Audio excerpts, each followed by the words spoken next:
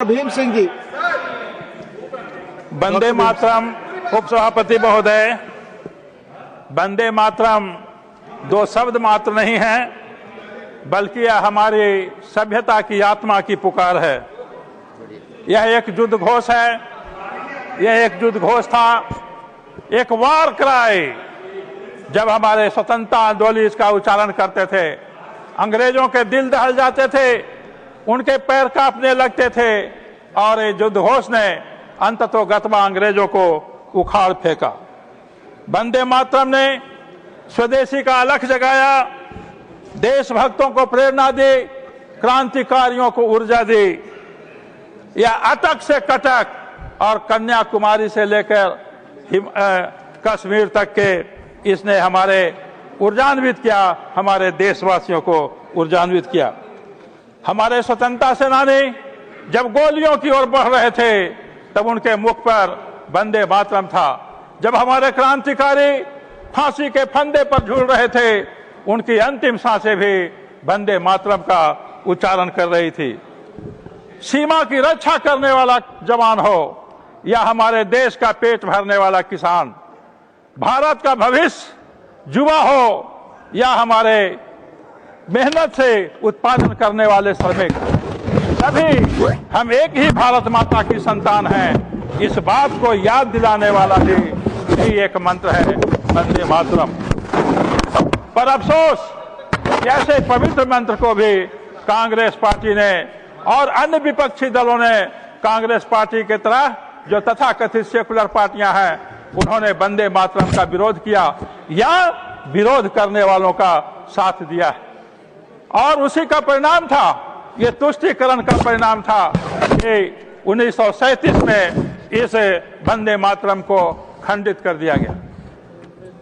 कहा गया, कांग्रेस पार्टी की ओर से कहा गया कि 1937 में कांग्रेस पार्टी की वर्किंग कमेटी ने, मौलाना आजाद ने, सरदार वल्लभ भाई पटेल ने, डॉक्टर राजेंद्र प्रसाद जी ने, रविन्द्रनाथ टैगोर जी ने, जवाहरलाल जी ने, इन सारे लोगों ने इसका कहा कि पहला 2 स्टैंजा ही गाया जाए। इसका क्या तात्पर्य हुआ?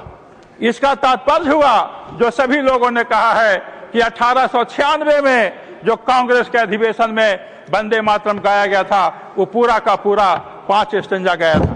कहा गया कि 1905 के कांग्रेस अधिवेशन में बनारस में भी गाया गया वंदे मातरम। इसका तात्पर्य हुआ कि 1905 में भी पूरा स्टैंजा गाया गया। और काट छाट करके आपने तुष्टीकरण के लिए जिन्ना के विरोध पर और अन्य लोगों, सांप्रदायिक तत्वों के विरोध पर आपने 1937 में इसका खंडन कर दिया। हम मान लेते हैं कि कांग्रेस वर्किंग कमेटी ने एक निर्णय लिया, हम मान लेते हैं कि गुरुनाथ रविन्द्रनाथ टैगोर ने इसके समर्थन में वक्तव्य दिया, लेकिन उन्होंने क्या कहा? वक्तव्य में कहा कि प्रथम 2 स्टैंजा में कोई भी ऐसी आपत्तिजनक की बात नहीं है। कहा कि नहीं कहा? आपने ही कोट किया कि कोई भी आपत्तिजनक बात नहीं है।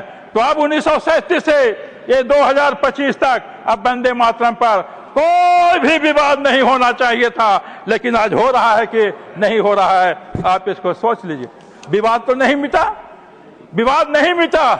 ये कांग्रेस पार्टी की तुष्टीकरण की नीति, ये सांप्रदायिक तत्वों को आप जितना भोजन देंगे, उनका मुंह उतना ही बढ़ता जाएगा। और इसका अनेकों उदाहरण है। हम 2006 की बात करते हैं, जब देश में यूपीए की सरकार थी। देश में यूपीए की सरकार और माननीय अर्जुन सिंह जी मानव संसाधन मंत्री थे। उन्होंने इस वंदे मातरम के 100 वर्ष पूरा होने पर, यानी ये जो स्वदेशी आंदोलन से उन्होंने जोड़ा था, स्वदेशी आंदोलन में जो वंदे मातरम का नारा लगा, उससे 100 वर्ष पूरा होने पर मानव संसाधन मंत्रालय ने, यूपीए की सरकार ने सर्कुलर जारी किया कि स्कूलों में वंदे मातरम का पाठ किया जाए। कचबुल्लों ने इसका विरोध किया।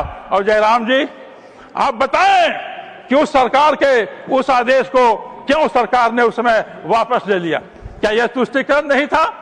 ये बिल्कुल तुष्टीकरण था। आप आगे आइए, 2013 में संसद में जब राष्ट्रगीत गाया गया, एक सदस्य जो बहुजन समाज पार्टी के बरकसी थे, उन्होंने वॉकआउट किया और वॉकआउट कर दिया। कहा गया कि इनको दंडित किया जाएगा, लेकिन जब कार्रवाई की बात हुई उन पर डॉक्टर कोई कविता कार्रवाई नहीं हुई। पाटीदार। कार्रवाई को doctor Kavita Patidar, thank you. बहुत बहुत धन्यवाद। जी।